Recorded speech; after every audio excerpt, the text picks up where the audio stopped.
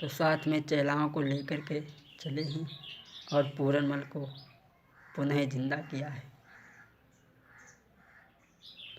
चेलाओं को साथ में लेकर के चले हैं उसी रानी के दरवाजे पर और आवाज़ लगाई, कहने लगी, दुष्ट, तूने हमारे शिष्य को मार दिया है तो मुझे भी मार दे। और रानी बाहर को आई हाथ में तलवार को लेकर के। अरे जैसे ही बहाने तेरे बाबा पे चलाओ, अरे उनकी शक्ति से हाथ रे बको नीचे नहीं आओ। महाराज करिश्मा देखी घबराई गई है और गोरख के चरणन में गिर गई, माफ़ी मांगी है। जैसे ही उसने तलवार चलाई तो महात्मा गोरखनाथ की शक्ति से वो हाथ नीचे नहीं आया। चरणों में गिर पड़ी, कहने लगी, महाराज चलो मेरे घर में, मैं आपको भोजन कराऊंगी। गोरखनाथ ने पहले अपने शिष्य पूरनमल को दोबारा कमंडल से जल लेकर के छिड़क करके दोबारा जिंदा किया है और चलने के लिए तैयार हुए। कहने लगी, महाराज आप भोजन करके जाइए। महात्मा कहने लगे, मैं तेरे जैसे के यहाँ कभी भोजन नहीं करता, भोजन तो दूर की बात, मैं पानी भी नहीं पीता हूँ। बोले, महाराज गलती माफ़ करो, भोजन कर लीजिए चल के। तो संत हृदय नवनीति समाना।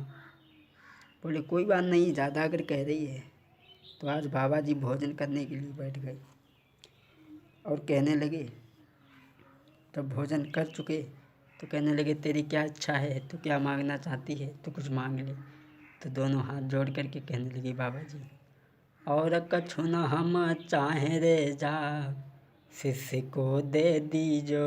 महाराज गुरु ने सुनी है बाकी बात, सुन के बाती बात गुरु के मन घबराए गए हैं। जैसे ही सुना कि अपने भक्त पूरनमल चेला को हमें दे दो भीख में, तो गोरखनाथ घबरा गए। कहने लगे, अब मैं वचन दे चुका हूँ बेटा पूरन, तुम इसके साथ में रहो।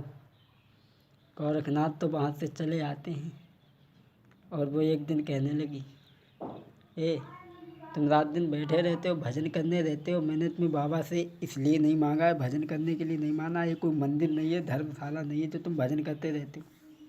और बोली, तुम शादी ले रचाई है, मो संग बनो राज के राजा हो रे तुम। शादी के लिए जब उसने कहा है तो उसी समय पूरनमल ने कहा, ठीक है मैं शादी करूँगा। और रानी कहने लगी कि तुम इन कपड़ों को उतार करके दूसरे वस्त्र धारण करो। तो कहने लगा, ठीक है तुम आँखें मीचो, मैं वस्त्रों को धारण करता हूँ। रानी ने आँखें मीची और जब तक हुई गो वहाँ से अंतर ध्यान रे बात ब्रह्मचारी। और रानी आँख मीचे खड़ी एक आसरा लगाए, आँखें मिचाई, भक्त तो वहाँ से गायब हो गया। और जब वहाँ से गायब हो गया तो रानी ने आँखें खोली और सतखंडा पे जाकर के कूद करके अपने प्राणों को दे दिया। इधर में पूरनमल गुरुजी के पास में पहुँचे हैं, गुरुजी को सारी बात बताई। गुरुजी ने ध्यान धर के देखा कि वो रानी मर गई तो फ़ौरन भागे, उस रानी को जिंदा किया और जिंदा करके वहाँ से चलने लगे। तो रानी कहने लगी, बाबा जी मोई संग में जुगनिया बनाई ली जो भोले बाबा रे, मोई संग में जुगनिया बनाई ली जो भोले बाबा रे मोई। बोली, मुझे अपने साथ में ही कर लो। आखिर को वो रानी भी पूरनमल के साथ में रहने लगी, महात्मा बन कर के जीवन बिताया। क्षमा करें कोई अगर गलती हो।